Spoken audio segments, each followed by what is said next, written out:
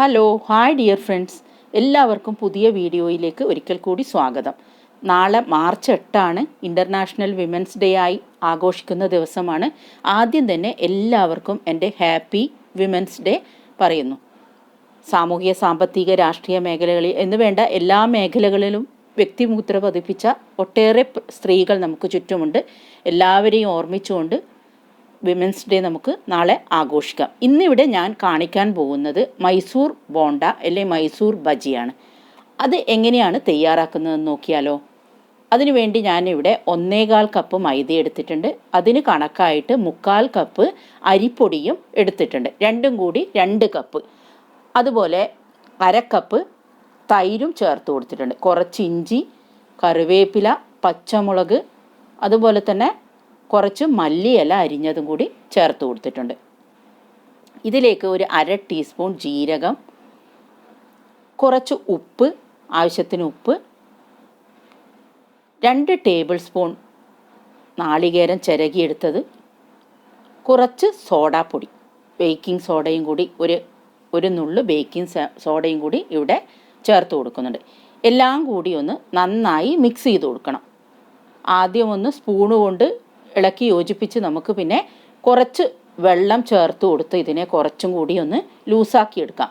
ഇതിൻ്റെ ബാറ്റർ എന്ന് പറയുന്നത് ദോശയുടെയോ അല്ലെങ്കിൽ ഇഡലിയുടെയോ മാവിൻ്റെ അത്ര ലൂസാവണ്ട, കുറച്ച് തിക്കായിട്ട് തന്നെയാണ് ഇത് വേണ്ടത്. നമ്മളിപ്പോൾ ഉണ്ടംപൊരി എല്ലാം ഉണ്ടാക്കിയെടുക്കുമ്പം അതിൻ്റെ ബാറ്റർ എങ്ങനെയാണോ അതേ രീതിയിലാണ് ഇതിൻ്റെ ബാറ്ററും തയ്യാറാക്കിയെടുക്കേണ്ടത്. അധികം ലൂസാവാനൊന്നും പാടില്ല. നമുക്ക് കയ്യിലെടുക്കുമ്പോൾ അതിനെ പിടിക്കാൻ വേണ്ടി അങ്ങനെയുള്ള ലൂസ് മാത്രമേ ആവാൻ പാടുള്ളൂ. ഉരുളകളാക്കി എടുക്കാനുള്ള ആ ലൂസ് നന്നായി കുഴച്ചു കൊടുക്കണം. കുറച്ച് ഒരു 1/2 ടീസ്പൂൺ ഓയിൽ കൂടി, വെളിച്ചെണ്ണ കൂടി നമുക്കിതിലേക്ക് ചേർത്ത് കൊടുക്കാം. എല്ലാം കൂടി ഒന്ന് നന്നായി എത്രത്തോളം നന്നായി കുഴക്കുന്നോ അത്രത്തോളം നമുക്ക് ബാറ്റർ ശരിയായി കിട്ടും. നമ്മളിവിടെ കുറച്ച് ബേക്കിംഗ് സോഡ ഇട്ട് കൊടുത്തിട്ടുണ്ട്. അതൊന്ന് കൂട്ട് പൊങ്ങി വരാൻ വേണ്ടിയിട്ടാണ്. ഇതിന് വേണ്ട ഒരു ചട്നി നമുക്ക് ഇതിന് ശേഷം തയ്യാറാക്കിയെടുക്കാം. അതിന് വേണ്ടി 2-3 ടേബിൾ സ്പൂൺ, 1 കപ്പോളം ഞാൻ നാളികേരം എടുത്തിട്ടുണ്ട്. ഇവിടെ 1 ടേബിൾ സ്പൂൺ പൊട്ടുകടല, അതായത് ചിക്ക് പീസ് സ്പ്ലിറ്റ് ചെയ്തെടുത്തതിനാണ് നമ്മൾ പൊട്ടുകടല എന്ന് പറയുന്നത്. ഒരു പച്ചമുളക്, കുറച്ച് പുതിനയില, അതുപോലെ കുറച്ച് മല്ലിയില, കുറച്ച് ആവശ്യത്തിന് ഉപ്പും കൂടി ആഡ് ചെയ്ത് കൊടുക്കുന്നുണ്ട്. ഒരു 1/2 നാരങ്ങയുടെ നീരും കൂടി ഇതിലേക്ക് ചേർത്ത് കൊടുക്കാം. നല്ല ടേസ്റ്റാണ് ഈ ചട്നി ഇതിൻ്റെ കൂടെ കൂട്ടിക്കഴിക്കാൻ. ഇപ്പോൾ നമ്മുടെ ചട്നി ഇവിടെ അരച്ച് തയ്യാറായി കഴിഞ്ഞു. നല്ല സ്മൂത്തായിട്ട് അരച്ചെടുത്തിട്ടുണ്ട്. ഇതിന് നമുക്ക് കുറച്ച് വറുത്തിട്ട് കൊടുക്കാം. 1 ടേബിൾ സ്പൂൺ വെളിച്ചെണ്ണയിലേക്ക് കുറച്ച് കടുകും ചേർത്ത്, ഒരു ഉണക്കമുളകും ചേർത്ത് കൊടുത്തിട്ടുണ്ട്. കുറച്ച് കറിവേപ്പിലയും എല്ലാം കൂടി ഒന്ന് നമുക്ക് വറുത്തിട്ട് കൊടുക്കാം. ഇപ്പോൾ നമ്മുടെ മൈസൂർ ബോണ്ടയുടെ ചട്നി തയ്യാറായി കഴിഞ്ഞു. ഇത് ഞാൻ ഏകദേശം 1 മണിക്കൂറാണ് ഈ കൂട്ട് ഞാൻ അടച്ചു വെച്ച് റെസ്റ്റ് ചെയ്യാൻ വെച്ചത്. നിങ്ങൾക്ക് വേണമെങ്കിൽ 3-4 മണിക്കൂർ ഇത് റെസ്റ്റ് ചെയ്യാൻ വെച്ച് ഉണ്ടാക്കിയെടുക്കാം. ഇപ്പോൾ വൈകുന്നേരത്തെ ചായക്കാണ് നമ്മൾ ഈ പലഹാരം ഉണ്ടാക്കുന്നതെങ്കിൽ നിങ്ങൾക്ക് ഉച്ചക്ക് ഒരു 2 മണിയാകുമ്പോൾ ഇതിൻ്റെ ബാറ്റർ തയ്യാറാക്കിയെടുക്കാം. എത്രത്തോളം റെസ്റ്റ് ചെയ്യാൻ വെക്കുന്നോ അത്രത്തോളം അതിൻ്റെ ടേസ്റ്റും കൂടുന്നതായിരിക്കും. ഇവിടെ നമ്മൾ വെളിച്ചെണ്ണ തിളപ്പിക്കാൻ വെച്ചിട്ടുണ്ട്. അത് ഏകദേശം ബോയിലായി കഴിഞ്ഞ് നമുക്ക് ഓരോന്നായിട്ട് ഇതിലേക്ക് ഇട്ട് കൊടുക്കാം. നല്ല ടേസ്റ്റാണ്. കഴിച്ചു നോക്കിയാൽ മാത്രമേ ഇതിൻ്റെ ടേസ്റ്റ് അറിയാൻ പറ്റൂ. ഉണ്ടാക്കി നോക്കണം.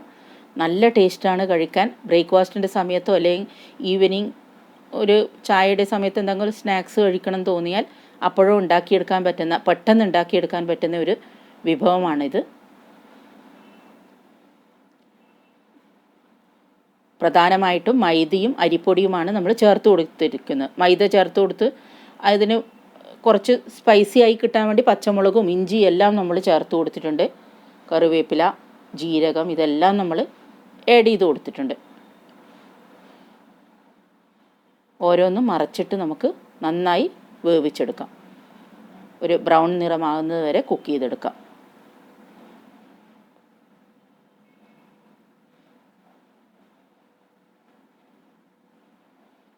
അധികം എണ്ണയൊന്നും കുടിക്കില്ല. ഓയിലി ആണെന്ന് വെച്ച് കഴിക്കാതിരിക്കാൻ മടിക്കണ്ട. എണ്ണയൊന്നും കുടിക്കാത്ത ഒരു വിഭവമാണ്. സ്ട്രീറ്റ് ഫുഡ് എന്ന് തന്നെ പറയാം. സ്ട്രീറ്റ് ഫുഡിൻ്റെ അതേ രീതിയിലാണ് ഞാനിവിടെ തയ്യാറാക്കി കാണിക്കുന്നത്. ഇതിലേക്ക് നമുക്ക് 2 രീതിയിൽ ഉണ്ടാക്കിയെടുക്കാം. നമുക്ക് ഇതിലേക്ക് കുറച്ച് ഉള്ളിയും കൂടി ചേർത്ത് കൊടുത്ത് ഉണ്ടാക്കിയെടുക്കാം. ഒരു ഉള്ളിയും അതുപോലെ കുറച്ച് ഉപ്പും കൂടി ആഡ് ചെയ്ത് കൊടുത്ത് നമുക്ക് ഉള്ളി ചേർത്തിട്ടുള്ള മൈസൂർ ബജ്ജി അല്ലെങ്കിൽ മൈസൂർ വട ഉണ്ടാക്കാം. അതൊരു പ്രത്യേക ടേസ്റ്റാണ് ഉള്ളി ചേർത്ത് കൊടുത്തത്. ആദ്യം നമ്മൾ ഉള്ളി ചേർക്കാതെയാണ് കുറച്ച് ഉണ്ടാക്കിയെടുത്തത്. ഇപ്പോൾ രണ്ടാമത് കുറച്ച് ഉള്ളി ചേർത്തിട്ടാണ് ഉണ്ടാക്കുന്നത്. രണ്ടും കൂടി ഒന്ന് ട്രൈ ചെയ്ത് നോക്കാം. ഇതൊക്കെ എല്ലാവരും വീട്ടിൽ ട്രൈ ചെയ്ത് നോക്കുന്നുണ്ടാവും, എല്ലാവർക്കും അറിയുന്നതുമായിരിക്കും. എന്നാലും ഇത് അറിയാത്തവരുണ്ടെങ്കിൽ, ഇതുവരെ ട്രൈ ചെയ്ത് നോക്കാത്തവരുണ്ടെങ്കിൽ ട്രൈ ചെയ്യണം. ഇത് കഴിച്ചു നോക്കിയാലേ ഇതിൻ്റെ ടേസ്റ്റ് മനസ്സിലാവും. അതുപോലെ തന്നെ വീഡിയോ കാണുന്നവർ ഇതുവരെ പലരും കാണുന്നുണ്ട്, അതിൽ സബ്സ്ക്രൈബ് ചെയ്യാത്തവരും ഉണ്ട്. സബ്സ്ക്രൈബ് ചെയ്തില്ലെങ്കിൽ സബ്സ്ക്രൈബ് ചെയ്യണം, ലൈക്ക്, ഷെയർ ആൻഡ് സബ്സ്ക്രൈബ് ചെയ്യണം, സപ്പോർട്ട് ചെയ്യണം.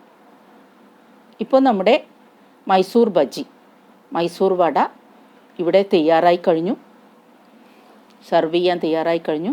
ഇത് നിങ്ങൾക്ക് ചട്നിയുടെ കൂടെയോ അല്ലെങ്കിൽ ടൊമാറ്റോ സോസിൻ്റെ കൂടെയോ കഴിക്കാം. ഇതേ രീതിയിൽ ചട്നി ഉണ്ടാക്കിയെടുത്താലും നല്ല ടേസ്റ്റാണിത്. മൈസൂർ ബജ്ജി കൂട്ടിക്കഴിക്കാൻ ട്രൈ ചെയ്ത് നോക്കണം വീട്ടിലെല്ലാവരും. കുട്ടികൾക്കായാലും ഇഷ്ടപ്പെടും. അധികം എരിവൊന്നും ചേരാത്ത ഒരു വടയാണിത്. എല്ലാവരും ട്രൈ ചെയ്ത് നോക്കണം. അഭിപ്രായങ്ങൾ കമൻറ്റ് ബോക്സിൽ അറിയിക്കാൻ മറക്കരുത്. Thank you for watching.